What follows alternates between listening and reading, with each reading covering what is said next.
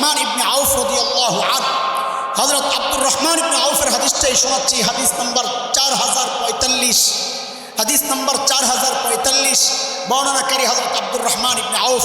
আপনারা জানেন হযরত উসমান রাদিয়াল্লাহু আনহু যেমন সাহাবীদের মধ্যে ধনী ছিলেন, হযরত আব্দুর রহমান ইবনে আউফ অনেক বড় ব্যবসায়ী ছিলেন, ধনী ছিলেন।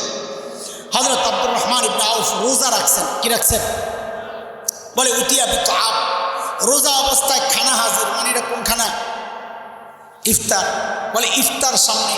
হযরত আব্দুর রহমান ইবনে আউফ বলে হরেক রকমের ইফতার আমার সামনে, খাইতে পারতেছেন না, কষ্টে বুকটা ফেটে যাচ্ছে, কান্না করতে করতে হু হু করে কান্না করতে করতে উঠে গেছেন। কোন কল্পনায় যে আহারে না জানি আমল যা করছি আল্লাহ নগদে দিয়া দিচ্ছে, কারণ এটা কোরআনের কথা।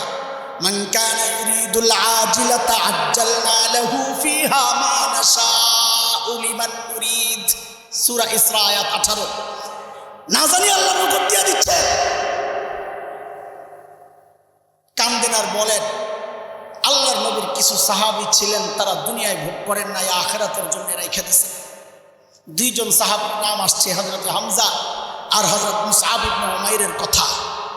হযরত আব্দুর রহমান ইবনে আউফ বলেন যখন মুসআবকে দাফন করার জন্য আমরা নেই, তো নিয়ম অনুযায়ী তার শরীরের কাপড় দিয়েই তো দাফন করব, কিন্তু কাপড় পাবো কোথায়? মুসআবের শরীরের সাথে ছোট্ট একটা চাদরের টুকরা দিয়া কোনো রকম সতর ঢাইকা রাখছে। ও যুবক, কার কথা শোনাইতেছি?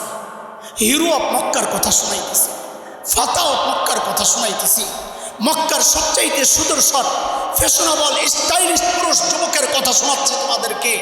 ইসলামের আগের হালত কি ছিল? যেই না আখিরাতকে টার্গেট বানাইছে, তখন ওই বাহ্যিক সুরতের চিন্তা বাদ দিয়া এখন কোন অবস্থায় আইসা পড়ছে দেখো। হযরত আব্দুর রহমান ইবনে আউফ বলেন তার সাথে একটা ছোট্ট কাপড়ের টুকরা পাইছি। বলে কত ছোট্ট জানো? হযরত আব্দুর রহমান ইবনে আউফ বলেন ইন গুতিয়া বিহা রাসু বাদাত রিজলা ওয়া ইন গুতিয়া বিহা রিজলা বাদা রাসু।